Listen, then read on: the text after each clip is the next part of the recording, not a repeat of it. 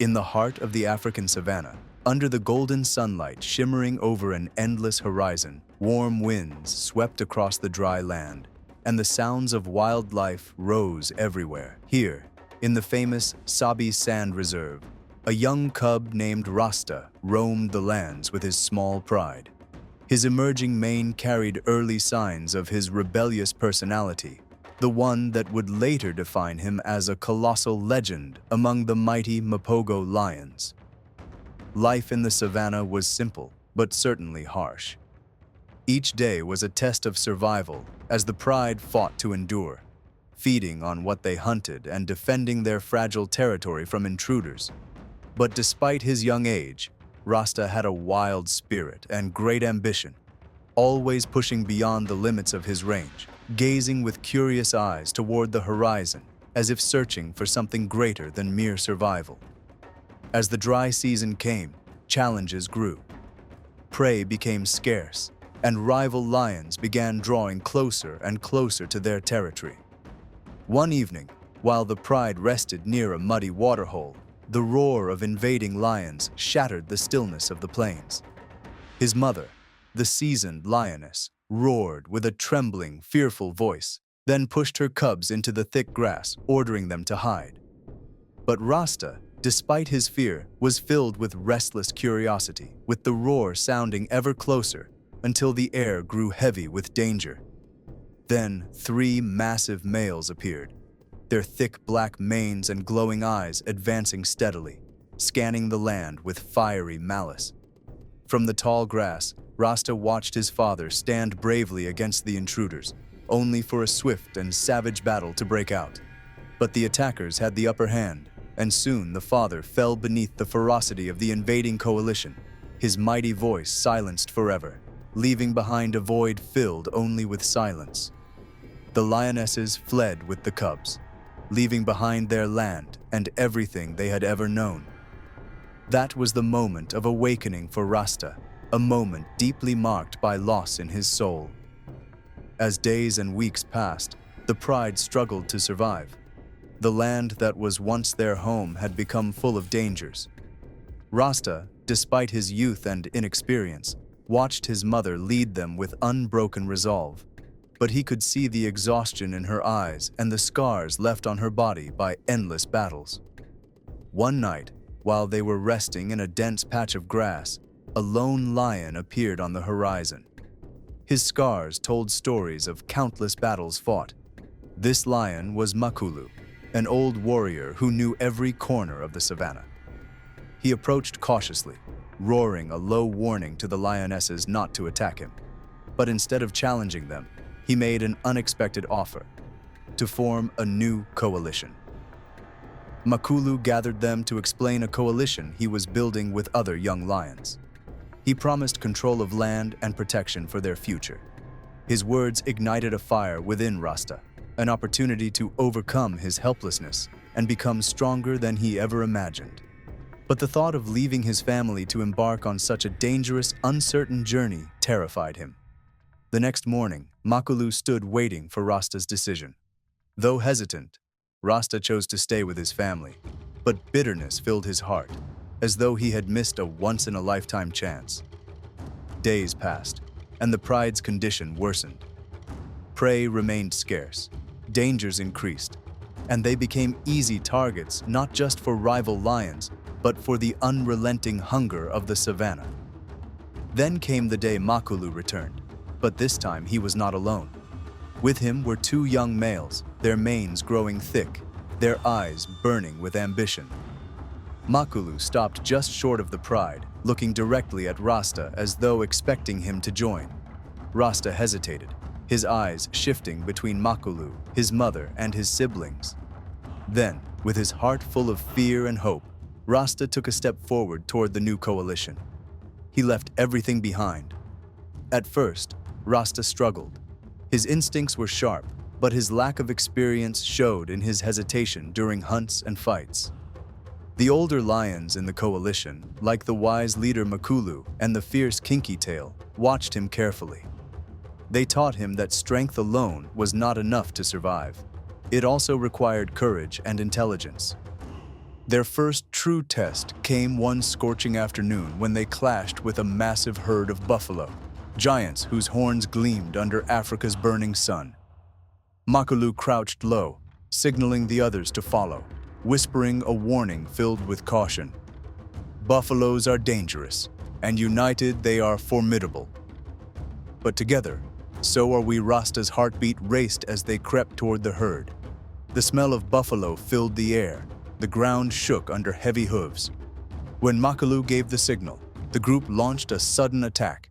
Chaos erupted, the herd scattered, and buffalo cries echoed across the plains. Rasta focused on one isolated buffalo. This would be his first kill. The fight was brutal, a storm of dust and adrenaline. The buffalo resisted fiercely, but the coalition's coordination prevailed, and finally, the buffalo collapsed under their claws. As they began devouring their prey, Rasta tasted true victory for the first time. Pride filled his chest. He had proven his worth to the coalition. But this was only the beginning of Rasta's journey. No longer a timid cub hiding in the grass, he was now part of a bloody, unrelenting world where every success demanded new courage and unyielding determination. Rasta's days with the coalition turned into weeks, and weeks into months. Each hunt, each fight, each moment was a test of his growing strength and tireless will. The savannah was unforgiving. There was no place for the weak. Makulu constantly pushed them to become faster, stronger, and smarter. During this time, Rasta began building strong bonds with his coalition brothers. One of his closest allies was Kinky Tail, the lion known for his ferocity and unyielding determination. Kinky Tail constantly tested Rasta, forcing him into harsh training battles, throwing him to the ground with powerful blows. Despite the brutality, Rasta grew to respect Kinky Tail's strength and the loyalty hidden beneath his harshness. But not all relationships were as easy. There was Mr. T, later nicknamed the Devil, a lion who struck fear with a single glance, known for his aggression and volatile temper. His ambition was clear in every challenge. In every roar he let out to remind everyone of his dominance. He never missed a chance to prove himself superior, and Rasta often found himself clashing with his furious temper. Yet even Mr. T, with all his flaws, was a vital part of the coalition. His ferocity was a weapon they needed in the battles ahead. Over time, the reputation of the Mapogo coalition spread. They became known for their brutal efficiency not only in hunting prey, but also in facing down any lion who dared challenge them. In one confrontation, they had to fight two intruding males. The battle was fierce, roars echoing, claws tearing flesh. But Rasta, who had grown stronger, stood firm. That battle became a turning point for him. He was no longer just a follower, he was now a force to be reckoned with. With every victory, the coalition seized more land, driving rivals back and expanding their influence. But power brought new challenges. Maintaining control required constant vigilance and awareness of new threats. Rasta, now a powerful lion with a thick, distinctive mane, began to feel the heavy weight of the life he had chosen. In one great battle, Rasta faced an immense challenge as his brothers Kinky and Mr. T fought furiously at his side. The fight dragged them to the edge of despair. Rasta could not allow them to lose, not after all they had sacrificed, not after all they had fought for. Summoning the last of his strength, he lunged at the enemy leader, knocking him off Makulu's back and drawing the full fury of the enemy onto himself. The massive lion turned to face Rasta, and the ground shook with the clash of their roars. They fought in a savage final duel, Rasta refusing to surrender. He battled not just for himself, but for his coalition and the future they had bled to claim. Finally, with a deep roar that shook the savannah, Rasta landed a decisive blow. His opponent stumbled, weakened, and withdrew into the shadows. The coalition had won, but the victory was bitter. The battlefield was marked by deep wounds, heavy breaths, and the stench of blood. As the moon rose over the savannah, the coalition stood together, exhausted but victorious. Rasta, his body weary and his mane covered in dust, looked at his brothers and felt an unbreakable bond. They had faced death and emerged stronger. Their unity had been tested and proven. Yet, as he gazed upon the land they had claimed, Rasta could not ignore the cost. The savannah had taken its price, as it always did, and Rasta knew their greatest challenges still lay ahead. When the first rays of dawn broke over the savannah, the coalition stood atop a rocky outcrop, gazing out over their newly conquered land. The vast plains stretched endlessly before them, rich with prey and vital resources. It was a prize few coalitions could dream of, let alone seize by force. For a moment, the world seemed to stop, and in the silence, the weight of their triumph settled on them.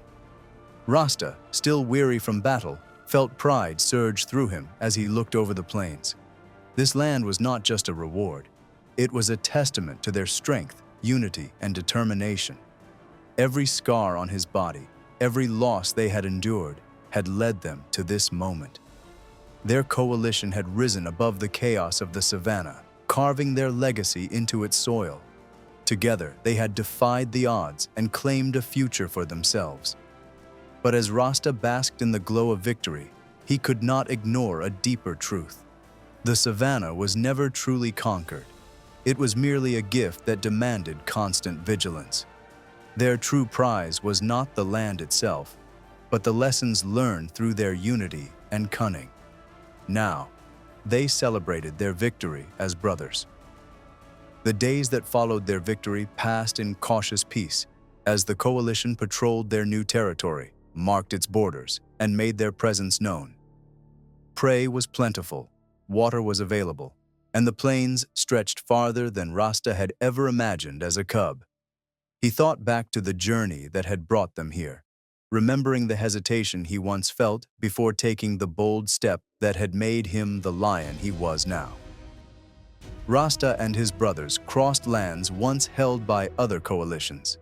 Some had retreated to far-off regions, while others watched warily from the edges of Mapogo territory. Guilt stirred in Rasta's heart for the lives disrupted by their rise to power, but he knew the laws of the savannah were merciless. Survival required hard choices, and they had done what was necessary.